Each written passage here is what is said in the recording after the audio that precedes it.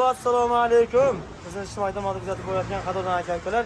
Bugungi yukimiz Navoiy Qiziltepa, ya'ni Buxoro savxoz deylarmidi, adashmasam. Salomatmisizlar? O'zingizlar bilan. Akalar, chempionat bo'lganimizda 76 lik variantidan kecha havo aynib turibdi bizda. Kecha yomg'ir yoqqani sababli ozgina yonlari ozgina bunaqa sarg'ish bo'lgan. 5 olganimizda zo'ridan, eng zo'ridan berib olyapmiz. 3,5 kW, 1,5 ming obort motorli. 3 kalisdan arava bonusga, xudo xolasa, kurchoylari bilan Qiziltepa Farruxbek olib ketyapti. Tushyapti. Akaxon yuklab bo'ldik mana chiroyli tarzda. Sizga inshaalloh yaxshi kunlaringizga ishlating. Alloh baraka bersin. Sanamadingmi, yasanadingmi?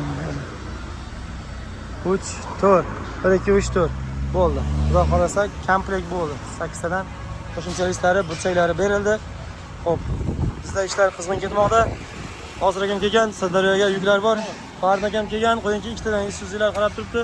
Bu Buxoro, Navoiy Qiziltepaga. Farruxbek, xabarlashamiz.